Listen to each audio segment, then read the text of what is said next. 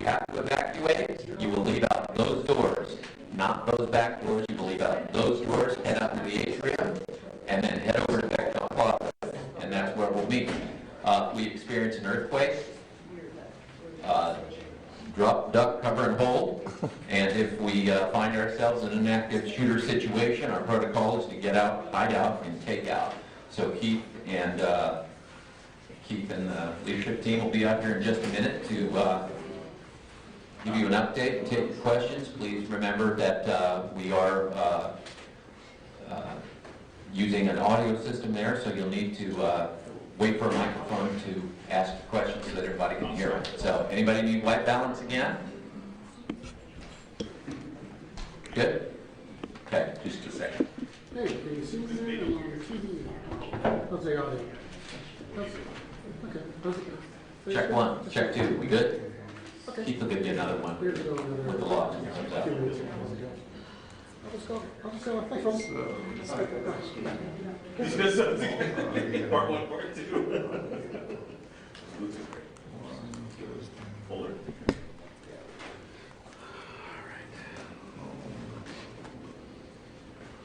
Hey, this is James at PG&E. Can you sign up on instance 3?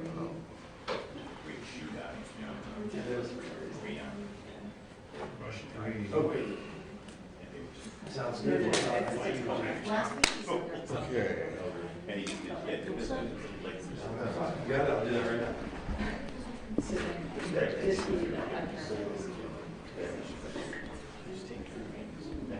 It's fine. I think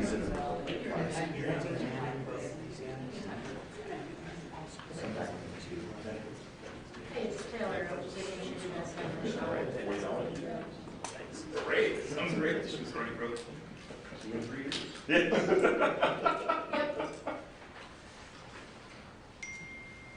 Great. Thank you.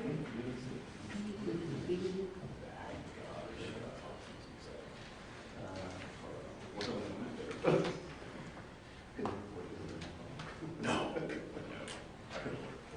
Hey, it says on state room. That's exactly what I figured. So I'm on TV view, and I need to check my IFB for lights.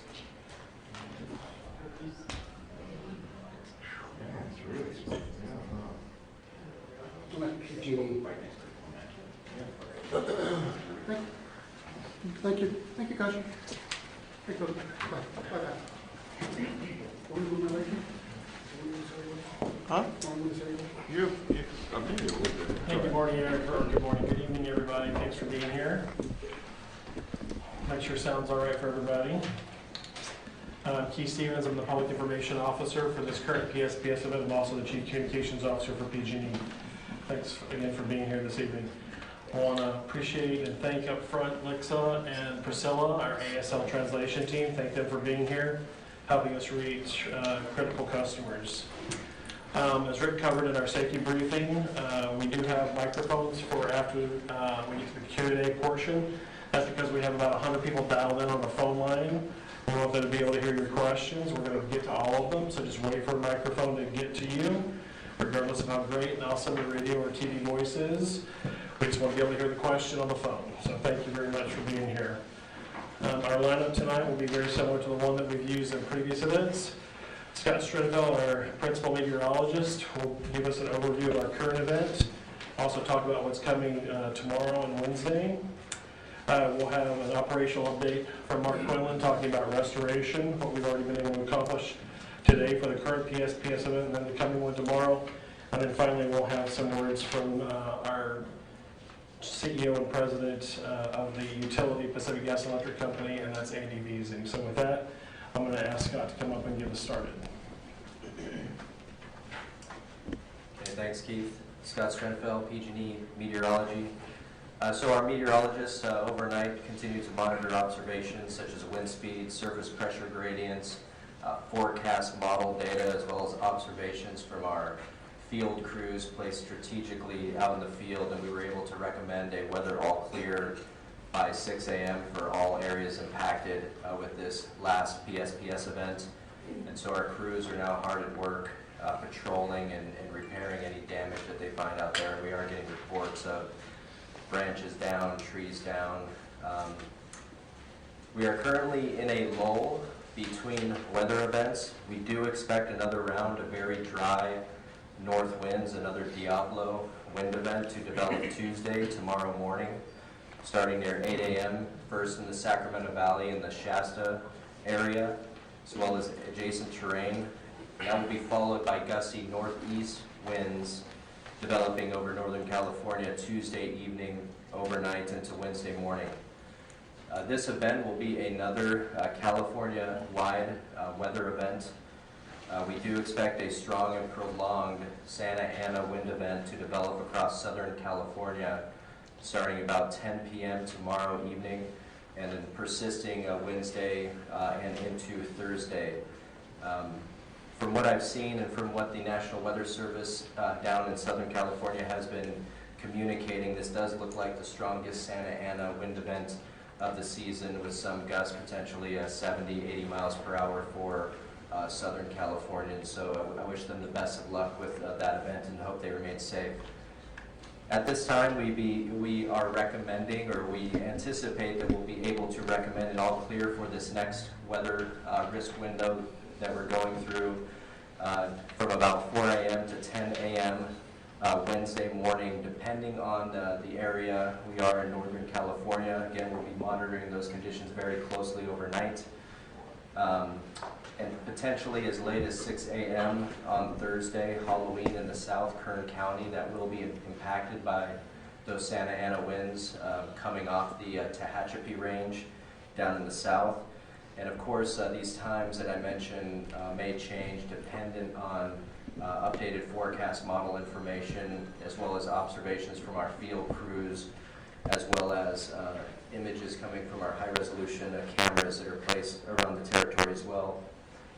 To put the two events in perspective, the one we just went through and the one that we're heading into, the wind component of this event looks weaker than the event we just came out of, but the fuels will be drier, and so the fuel component looks a little greater. Multiple federal forecast agencies are aligned that this will be a very high-risk event. The NOAA Storm Prediction Center has issued a critical and extreme fire danger in California that does cover a footprint of 30,000 square miles and encapsulates a population of 20 million Californians, both in Northern and Southern California. And so I just mentioned that to illustrate the kind of widespread nature of this event. To put that in perspective, with the event we just came out of, I believe that number was around 11 million, most squarely focused across Northern California. The Northern and Southern Operations Predictive Services is forecasting high risk of significant fire Tuesday and Wednesday for this next event, and that covers a footprint of approximately 3.8 million PG&E customers. And the National Weather Service is also issuing multiple red flag warnings for this upcoming event already. Have a slide from the National Weather Service Bay Area up behind me that covers a vast portion of the Bay Area. And that footprint looks like it covers a population of about 2 million PG&E customers as well. National Weather Service Bay Area is forecasting wind gusts up to 40 to 65 miles per hour over some of the elevated terrain around the north, south, and east. So we will continue to closely coordinate with our federal forecast agencies, the National Weather Service and the North Ops Predictive Services, on daily conference calls, and we'll be reaching out to them directly on any coordination needs to assure that we're aligned on the timing, location, and the magnitude of this event. And I'll again close with some good news. After Wednesday, after we get out of this next high-risk wind event for Northern California and into Southern California, weather models do not show at this time another offshore wind event through at least the first week of November. Still no rain in the forecast, but it appears we are going to be entering a more quiescent weather pattern. And so with that, I'll turn it back over to Keith. Thanks, Scott. I want to invite Mark Quinlan up here in a moment. I just want to note that PG&E had a contractor who worked for us last Friday night who apparently lost his life. He was on an elevated road doing some work in Humboldt County and was involved in a vehicle, appears to go over the side of a large elevated area. So just wanted, I know that started to pop in the media, just wanted to acknowledge that. The contractors who work with us, in addition to our employees, are all part of our family. So that's something we take very seriously, and we wish that individual's family, our best wishes, and that's a terrible and horrible thing to go through. And so we just want to acknowledge that here at the top as we found out about that. So with that, I'm going to invite Mark up to give us the rest of our operational update.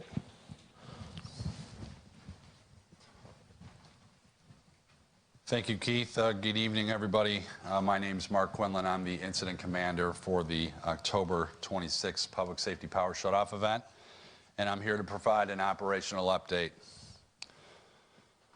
So to start, at one point or another across a broad time frame, there were approximately 970,000 customers that were impacted by this event.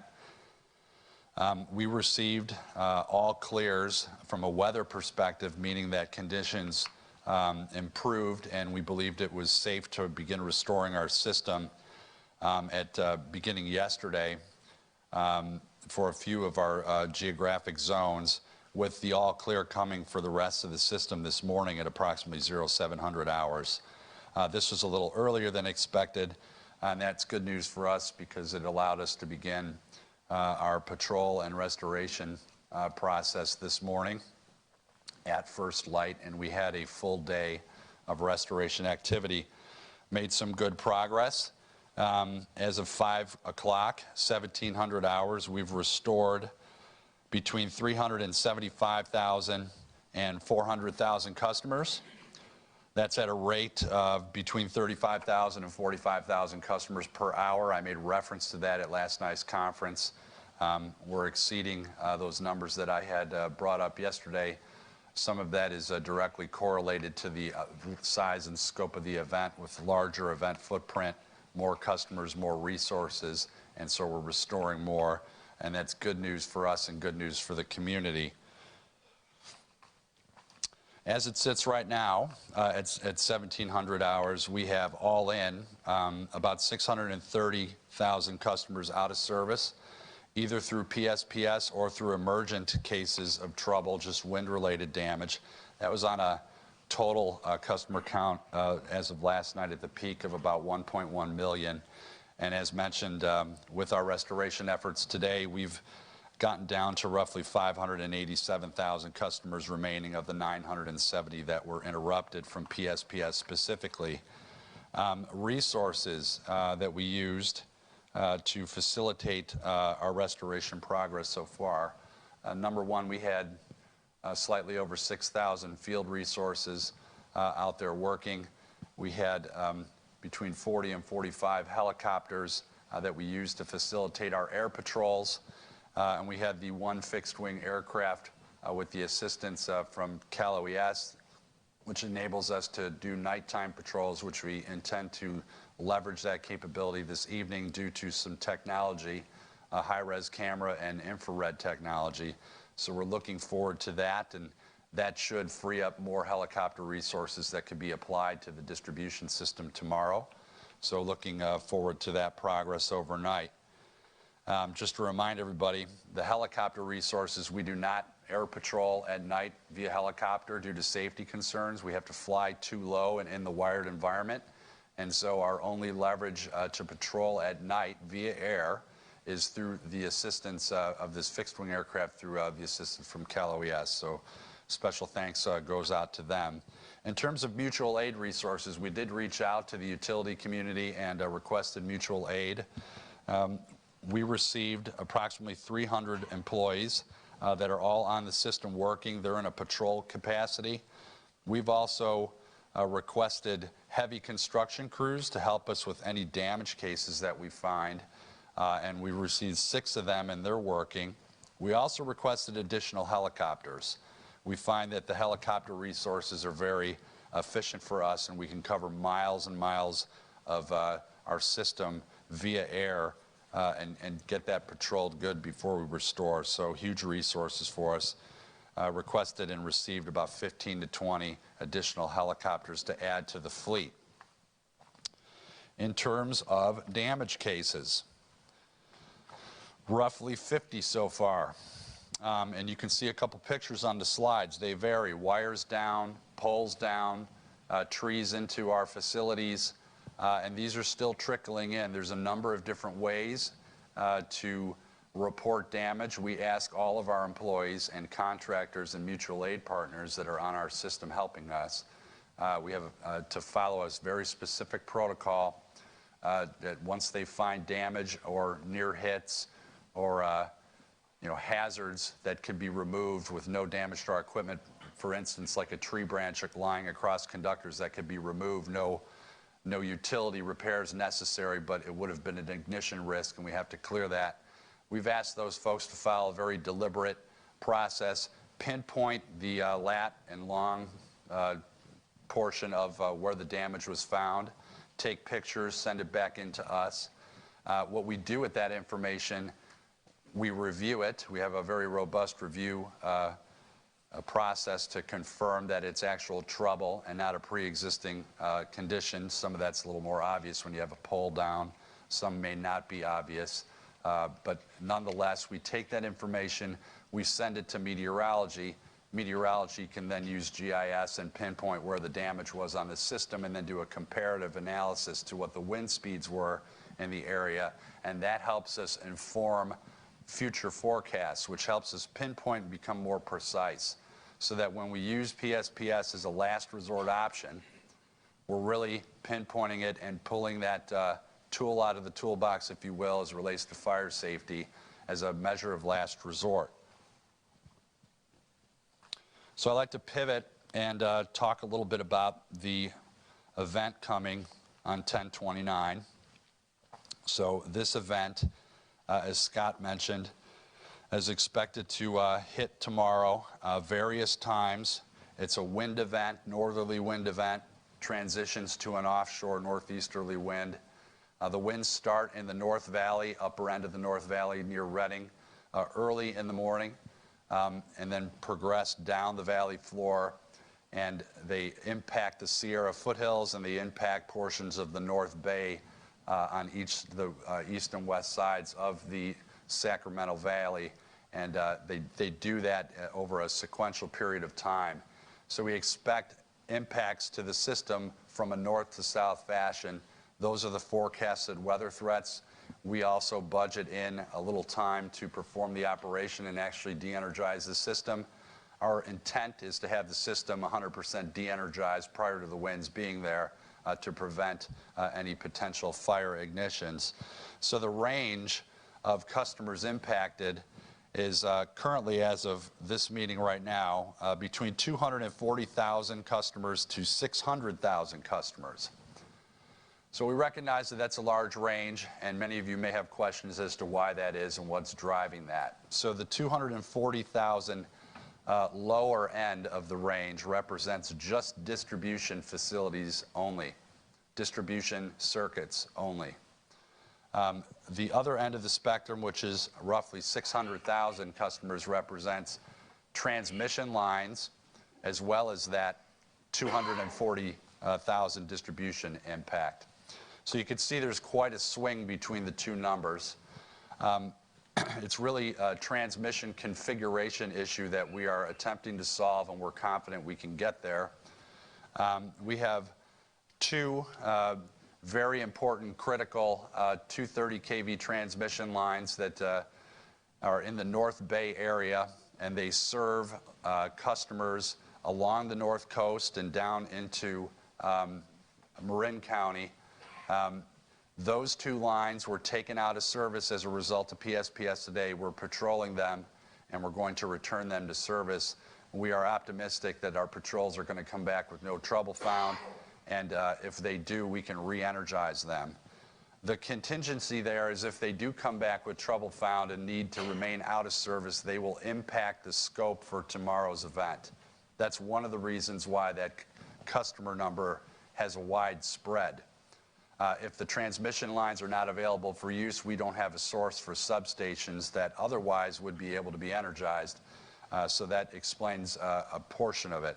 The other element is the Kincaid fire footprint. There's a generating station that's in the vicinity there, the geysers, and that facility we connect through several transmission lines to that generation facility. And that generation facility serves the local area of the North Bay. And without having those transmission lines in service, either because they're damaged due to fire activity or they're within the fire perimeter and we don't have access to it for safety reasons as depicted or directed by CAL FIRE, then we will not be able to utilize those assets to serve customers. So those two different elements, the 230 kV lines and then the fire-related transmission lines, are driving that potential range up to roughly 600,000 customers. The objectives for the evening shift of this operational period are to look for solutions to those problems and drive down the number of customers that could be potentially impacted from this event. Obviously, we do not want to interrupt customers unnecessarily, and we always look for every opportunity to reduce customer impacts. Finally, a little piece on customer. We're up to 68 community resource centers that we've opened, which is substantial in comparison to previous events. These are places for our customers to go to recharge batteries, recharge devices, get some water, some hot drinks, dry foods, Wi-Fi access, comfort things to help in these difficult times. So we've got a number of them opened up across our service territory in the impacted zones, and they have been visited by over 5,000 of our customers today, so that's good penetration from usability and applicability perspective, so we're happy to see that. So with that, that concludes my operational update, and I'm going to turn it over to our Chief Executive Officer of the utility, Andy Veazey. Thank you, Mark. Good evening. I'm Andy Veazey. I'm the President and Chief Executive Officer of the Pacific Gas and Electric Company. That means I have oversight of our utility operations.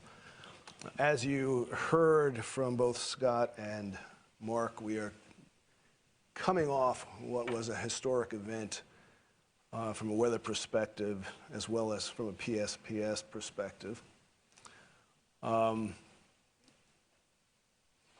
The reason we do this, as we've said many times before, is for public safety. I think two things I want to say there is, one, at the moment, our thoughts go to everyone who's had to evacuate wildfires in Northern and Southern California. It's a life-threatening situation. The anxiety, the concern, the confusion is something that if you haven't experienced it, it's not something you want to experience. I can tell you from personal experience, and having gone in northern Sonoma County yesterday to visit our CRCs and our Incident Command Center that's supporting the Kincaid Fire first responders. In my career, I've dealt with hurricanes, major winter storms, earthquakes, actually had operation in war zones. But driving up there in the smoke on the 101, I will tell you, I was concerned as well. It's a level of anxiety that unless you experience it, it's hard to explain. That's the reason we do PSPS, to make sure that the opportunity for catastrophic wildfires to start associated with our provision of service is not something that's acceptable. When we go to the numbers, then we think of 970,000 customer accounts that were de-energized. It's also important to know that those 970,000 accounts were connected to over 20,000 miles of electrified infrastructure. That's the infrastructure that was taken down because it was viewed as being, through our analysis, given where they were located in very high-risk areas, the abundance of fuel, the wind condition, that any debris flying into those energized lines created the potential for ignition. That's why we do PSPS. Now, as Mark said, so far we've noticed 50 incidents of damage. And one can say, well, millions of people impacted for 50 instances of damage?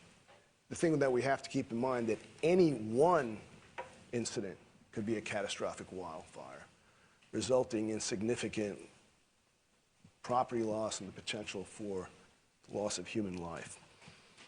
And when you think about 27,000 miles of line, which, as we've said before, is more, can go around the Earth just a bit more than one time, where do you look? It's all high risk. How do you want to judge it? How do you want to limit scope? And we work really hard to make sure we're impacting the minimum number of customers. But the scale of this event led to that outcome. We continue to believe it's the right thing to do. We will not make secondary judgments on our models. We will not try to guess at where we think things will happen. As I said, we will not roll dice when it comes to the public safety.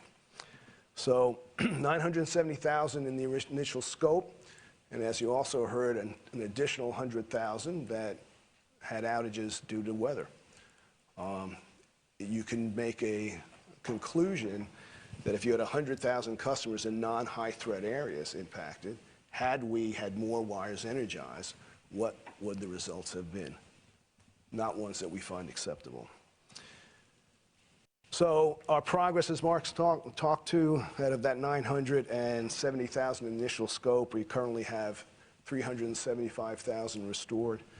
That's a pretty good clip, and that will continue as long as we have daylight. As Mark indicated, we will use the fixed-wing aircraft that was provided by the state to patrol transmission at night.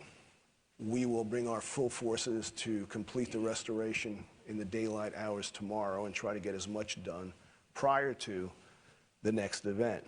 That's 6,300 PG&E employees, plus up to 500 more mutual aid employees that will come into our footprint from out of state to assist. Now, here's the thing I want to say again. We are still having instances of harassment and threats to our field forces. There's a lot of anger out there, and we get it. And we're not saying that it's unjustified. But we ask, again, please do not take that out on the people who are engaged in restoring your power. It's dangerous work, it's hard work, and they are absolutely committed to work as quickly as they can to get your power back on. Please don't engage with them to harass them, because they will step back from the work. Our people know that they're never to do any work where they feel unsafe. So please don't create an unsafe condition for them. Allow them to get their work done. And I'll say even more, having crews come in from out of state, please don't harass them, because here's the deal. They won't come.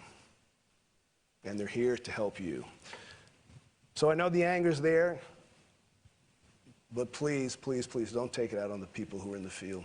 They have a dangerous enough job to do to get your power back, and they are working very, very hard. I want to stress another point that Mark made, that we have 68 customer resource, community resource centers open.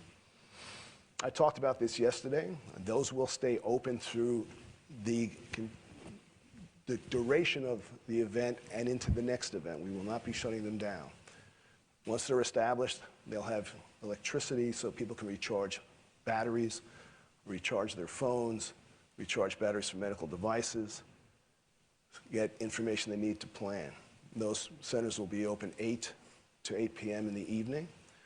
We are thinking about additional ways to enhance the support that we can provide our customers in those centers. But the most important thing is, since your electricity is off, it gives you the opportunity to recharge your batteries so that you can be in touch with the company, so you can have the latest information to plan for your own safety.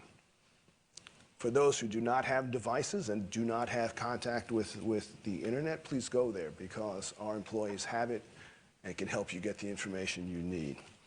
So that's critically important as well. I think the last thing I'll say is that, as you've heard from Scott, that we are expecting another weather event to come into the area on Tuesday early. This will be an equally large event. We're scoping now, as Mark said. There's some complication that we have as we have to think around the transmission elements that are involved. Why that is important is because not only do we have to think about de-energizing assets for the public safety, we still have to keep the electric system up. And when you start to deal with bulk transmission, you have to be aware of the system stability issues that you have, that load always has to match supply at any given moment in time, not close, not near, but exactly in every moment, it has to be in balance. So as we think about load and supply, we need to keep that in balance. And so as we take out bulk transmission elements, that has to be coordinated with the Cal ISO so that we can make sure system stability is in place. Otherwise, we have divergence of current levels, of voltage, and the system doesn't operate the way it's intended to and can collapse. So that's what's added the additional complication, but we're working on it. Our goal, as I said before, is to restore everybody we can from this event before the next. But I will also say the following: be prepared. Take responsibility for what you need to. If you have power, you have access to it. Please plan to know what you're going to do should you be impacted. This event will start to impact the same people again in certain areas, and we want to make sure that people are prepared. And remember, we talk about critical weather notices, red flag notices. The millions that are under those, that means you're in the cone of uncertainty. And that might mean that if the weather shifts, you may not always get the timely notification that you need, but we will try to notify you. But be prepared, because it's weather. It is not something that we can control or accurately predict. We do our best. And so the thing that we ask you to do is always, always think about what can happen and make sure you're protecting yourselves and your families as this event moves forward. So I'm going to stop there and open it up to questions. Okay, we're going to start over here. Betty Yu, KPIX 5. Andy, PG&E has indicated that its equipment may be to blame for the fires over the weekend in Lafayette, and these were not designated as high fire risk zones. How does that sit with the PG&E PSPS protocol and criteria? So we filed 3 EIRs, electric incident reports, with the commission for 2 fires in Lafayette and 1 in Milpitas. We haven't talked about causation, but just the fact that our assets were in those zones, and therefore we're obligated to report, and analysis will happen, and the appropriate agencies that are incident lead on those fires will do that analysis. I think the thing that we talk about is PSPS really focuses on minimizing the opportunity or the potential for catastrophic fire. So when we look at where the assets are, when we look at the wind conditions, we also look at the fuel that's available and also the potential for fire spread. That's how we identify what we take out. It's not everything. And so when we look at the 2 incidents or 2 fires in Lafayette and the 1 in Milpitas, those were distribution level. Relatively, the potential for broad fire spread was not viewed at the criteria that we would use for PSPS. And so they were not in the footprint. Just like when we de-energize for PSPS and we have 100,000 other customers go out, there are other impacts. But the scoping that we do for the PSPS is really to prevent the catastrophic events from happening, not every event from happening. Because if we did go into a mode where we wanted to prevent everything from happening, then we'd have to shut the whole system down, and that's just not acceptable. So a follow-up to that, knowing what happened then, was that the right call? We still have confidence in our protocol. We learn from every event, and as we gather the information we need, we will assess whether there's a need to adjust our protocols to take care of that. And keeping in mind, everything that's in the PSPS footprint is in Tier 2 and Tier 3 in our system. So we're looking at the highest fire threat area. Christian? Christian Captain, KTVU. Looking for an update. It's a 2-part question. First, on the Geysers number 9 Lakeville transmission line, the investigation going on into that line where there was has discovered that the malfunctioned in some way. Wanted to find out the latest on the investigation of that and see if that could possibly have contributed to the start of the Kincaid fire.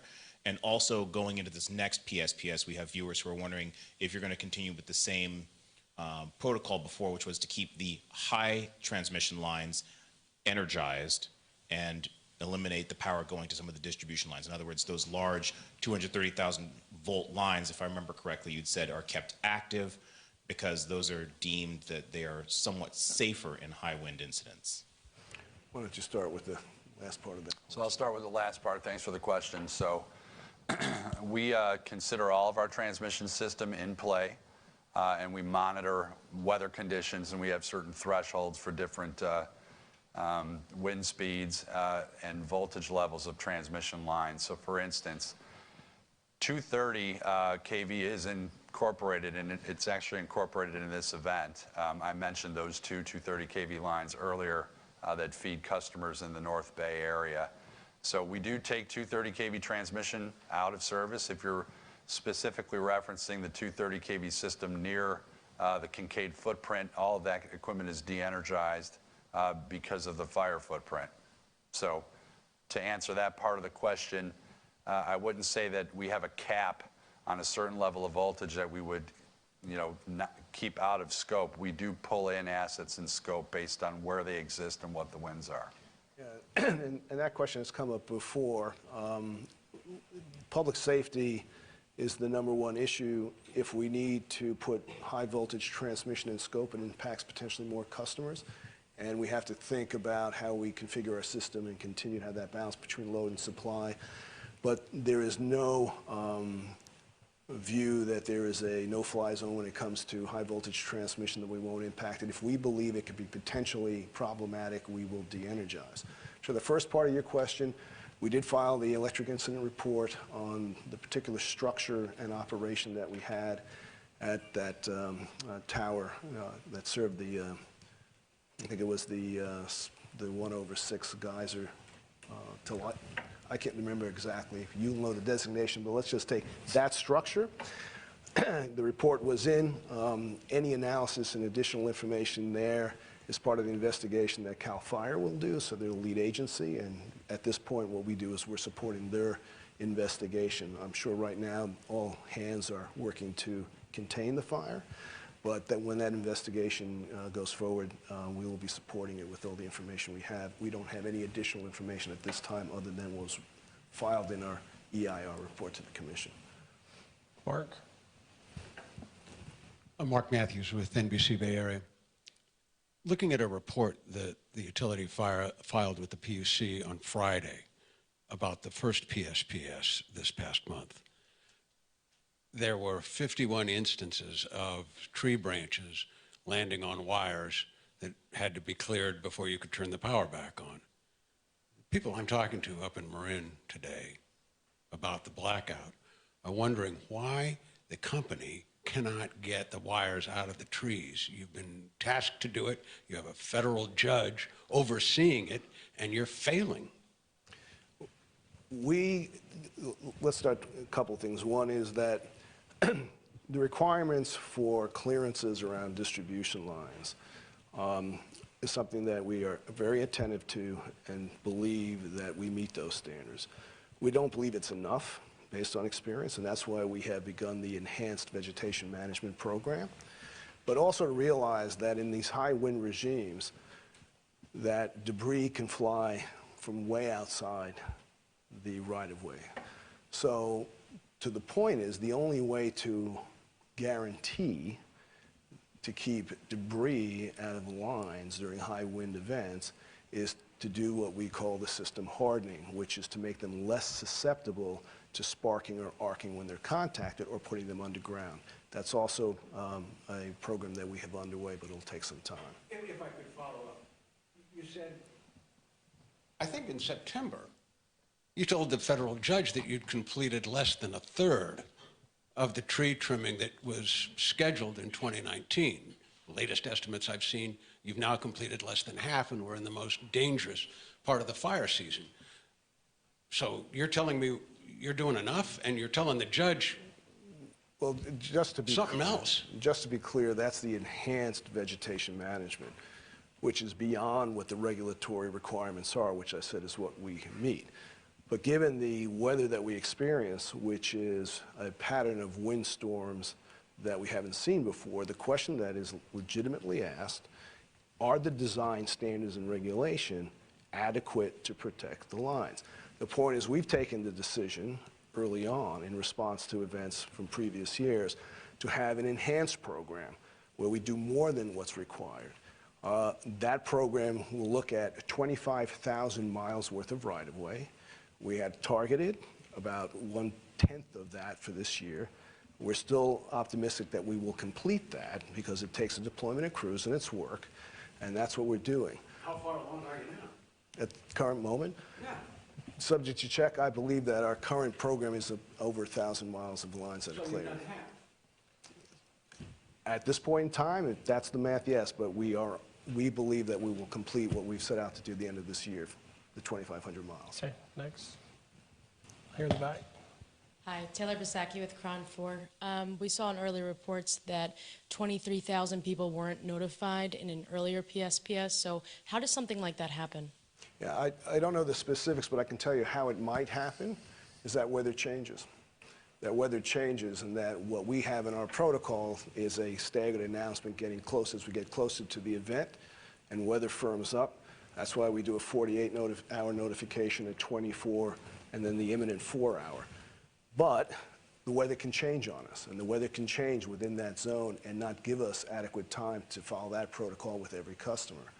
Our view is that we will not, the fact that we haven't been able to contact a customer, if we need to de-energize for the public safety, we will do that and deal with the questions that you ask about why weren't they notified after the fact.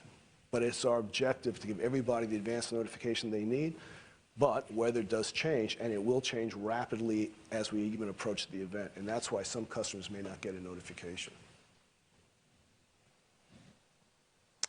Back of the room. Hi there, Joaquin Palomino, San Francisco Chronicle. I was wondering if you might be able to give rough estimates for when the planned shutoffs might occur in, say, North Bay and East Bay tomorrow. I know, subject to weather. I'll let you stand over here. Thanks. So thanks for your question. I'm just going to reference my notes. I have approximate times. North Bay, East Bay, correct? Okay.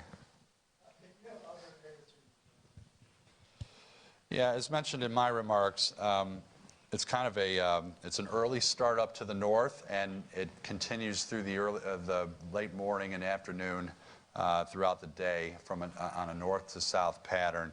So if I look here, North Bay, you're looking at approximately 1,000 hours is when we expect the high winds to be present. So we're going to want to begin our de-energization sequence a little before that to ensure that we're off. So one thing that I'll tell you is that we're constantly monitoring the weather conditions, and as they change, we change with it. Want to make one more point on that in regards to timing. We believe, from a PG&E utility perspective, that if I could delay the de-energization of customers based on weather conditions, that's a good thing because we're keeping people in lights. On the other side of that coin, if we can bring people back on earlier because weather conditions improve, we believe that's a good thing for customers. What I want to just say to our customers and to the public, when you look at times and PG&E makes a statement that we're going to start de-energization at 10 o'clock in the morning, and we don't because weather conditions change and we actually delay that until 11, one may think that we are unable to pinpoint that timing.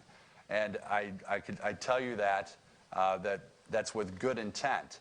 Now, I recognize that customers and agencies and a lot of different stakeholders are making plans based on the times that we're providing to them, and that's perfectly understandable. Just wanted to provide a little context as to the shifts of time. It's really a weather perspective, and we look forward to getting feedback through our after-action reviews with our county agencies in the state on that issue. So Mark, just to clarify for the North Bay, so that would be commencing de-energization about 10 o'clock, not the weather arriving at 10 o'clock? Incorrect. It's actually the weather's around 10 o'clock, so we would commence de-energization a bit before that, 8:30, 9 o'clock approximate. And that is the start of the process. Remember, it's a process. It's just not one switch and everybody's out. And then on the restoration, one switch and everybody's back. It's incremental. Takes a while, so you'll see a trickling effect of customers starting to go off, and then in the all-clear process coming back on.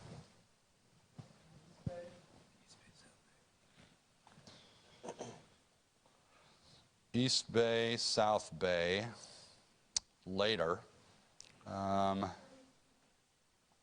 Late in the day, potentially in the overnight hours, Tuesday into Wednesday.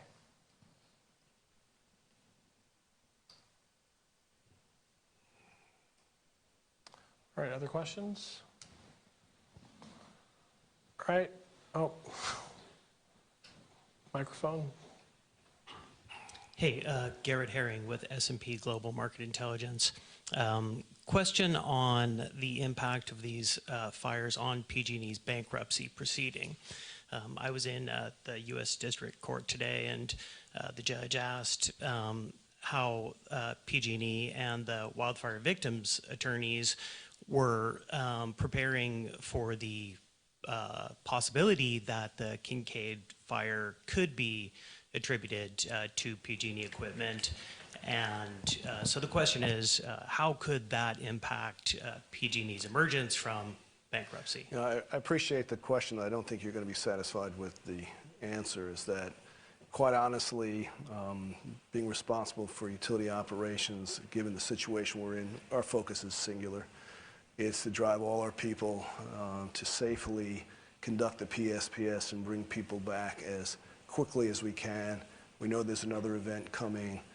I'm hopeful that when we emerge from the fire season with all the facts and figures and issues and a lot of people being safe, those are the kind of conversations we can have and answer those questions for you. Thanks. Okay, anybody else? Thank you all, appreciate you being here. We'll do it again tomorrow afternoon at 5:30. Thank you so much.